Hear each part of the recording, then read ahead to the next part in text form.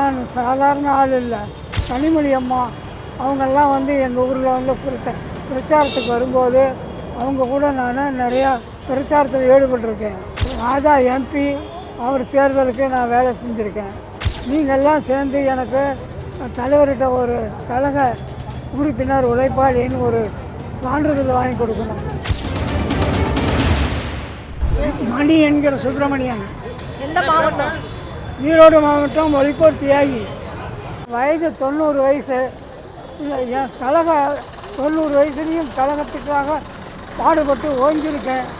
எனக்கு தலைவர்கிட்ட இருந்து ஒரு உழைப்பாளிங்கிற கழக உழைப்பாளிங்கிற சான்றிதழ் வேண்டுமாறு பணியுடன் கேட்டுக்கொள்கிறேன். மற்றபடி எல்லா விஐவி தலைவர்களும் எனக்கு முன்னாள் பழக்கம். ஈரோட்டில் வீர வணக்க நாள் கூட்டம் நடக்கும்போதெல்லாம் எல்லா விஐபிகிட்டையும் நான் நின்று ஃபோட்டோ எடுத்திருக்கேன், பையில் வச்சுருக்கேன். அதை அவங்கக்கிட்ட காட்ட முடியாமல் அவங்க போயிட்டாங்க. அதனால் எனக்கு வருத்தமாக இருக்குது. நான் கழகத்துக்காரனாக இருக்கிறதுனால தான் வருத்தப்பட்டு பேசுகிறேன். சாதாரண தொண்டனாக இருந்தால் இவ்வளோ இது எனக்கும் ஒரு தகுதி இருக்குது அப்படிங்கிறதுக்காக தான் நான் வந்தேன். இல்லைன்னா எனக்கு தகுதி இல்லைன்னா நான் அறிவாலயத்துக்குள்ளேயே நினைஞ்சிருக்க மாட்டேன். நான் சாதாரண ஆள் இல்லை. எல்லா கழக நிகழ்ச்சிகளையும் கலந்துருக்கேன்.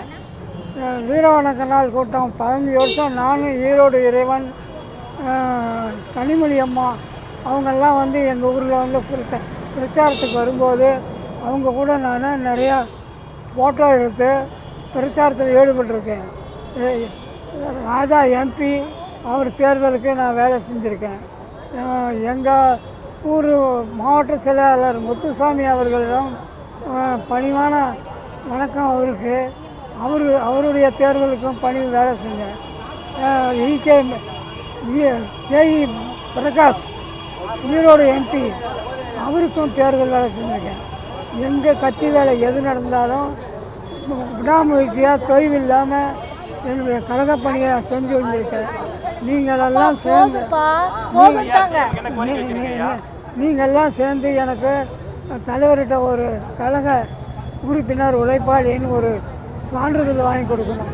அதுதான் உங்களை பணிவாக பாதம் தொட்டு கேட்டுக்கொள்கிறேன்.